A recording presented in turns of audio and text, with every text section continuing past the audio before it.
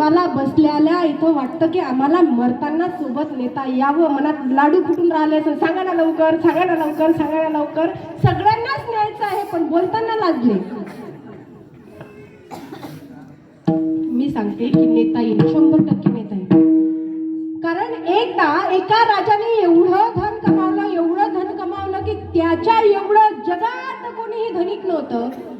पण त्याला जेव्हा समजलं की मला मरताना काहीही नेता येणार नाही, त्यावेळेस त्यांनी गावामध्ये सभा बोलावली, राज्यामध्ये सभा बोलावली आणि सांगितलं की जे कोणी मला सांगेल की मरताना मला काही ना काही सोबत नेता येईल, मी कमावलेली संपत्ती नेता येईल, त्याला मी माझ्या संपत्तीतील अर्धा वाटा देईल. जसंही त्यांनी हे सभेमध्ये ऐकलं, कोणीही पुढे आलं नाही. दिवशी मागून दिवस जायला लागले. त्याला समजायला लागलं की मी मरायला टेकलेलो आहे, आता माझं मरण जवळ आहे. कोणीतरी मला सांगाव की मरताना मी सोबत काही ना काही नेऊ शकलो पाहिजे. त्यावेळेस एक सद्गृहस्थ आला, त्याला खूप खुशी झाली आणि सांगायला लागला, बाजी मी सांगणार तुम्हाला की तुम्ही मरताना सोबत नेऊ शकता. मी हा नेऊ शकता, हा नक्कीच नेऊ शकता. पण त्यापूर्वी ते समजावून सांगताना एका गोष्टीची अपेक्षा आहे. कीर्तन माझं एकटीचं नाही, सगळ्यांना बोलायचं आहे, लाजायचं नाही बोलताना. तुमच्या गावातलं कुणीतरी विदेशामध्ये गेलाय का? गेलाय का कोणीतरी? नाही. बरं, कोणी गेलेलं ऐकलं तर असेल ना?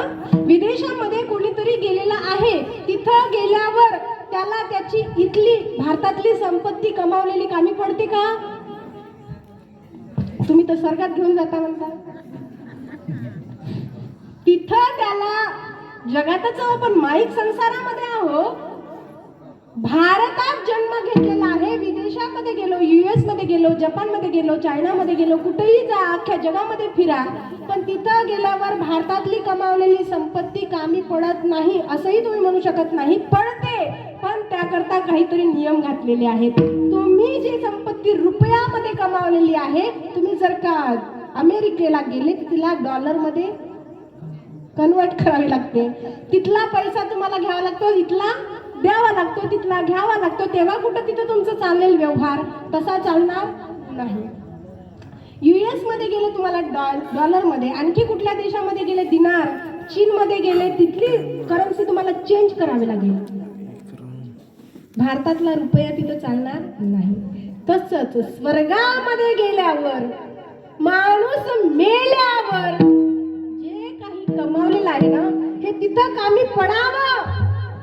पण या संपत्तीला कमावलेल्या तुम्हाला बदलावं, रूपांतरित करावं लागेल. कसं रूपांतरित करावं लागेल? जो पैसा कमावलेला आहे त्या पैशातलं धन थोडं का होईना सत्यात, कीर्तनात, दान, मंदिरात, धर्मात गुंतवावं लागेल. तेव्हा तुमच्या पदरामध्ये ते पुण्य म्हणून येईल आणि मेल्यावर तुम्हाला ते सोबत नेता येईल. सांगितलं की नाही?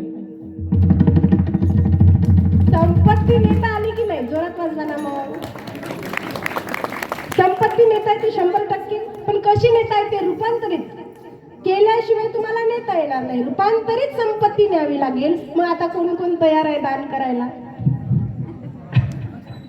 आता कोण कोण तयार आहे? इथंच घ्या नावं लिहून. नाही बोलले तर आता इथंच नावं घेऊन आपण लिहून. अहो काही काही इतके बहादर लोक आहे महाराज, देताना 11 रुपये देऊ. बरं बरं, पुढं पुढं थांबा ना. देताना 11 रुपये देऊ, सारं घर जेवायला येऊ, उरलं तर आमच्या कुत्र्यालाही नेऊ आणि शेवटच्या दिवशी तुमचा हिशोबही घेऊ. तर देऊ, नाही तर हे तर झालं आपलं दान. महाराज खूप महत्वाची गोष्ट सांगून गेली, शास्त्रातला सार सांगून गेली की तुम्हाला जर का मेल्यावर न्यायचं असेल, काही कामी पडणार असेल तर एकमेव तुमचं पुण्य कामी पडेल. म्हणून वाढता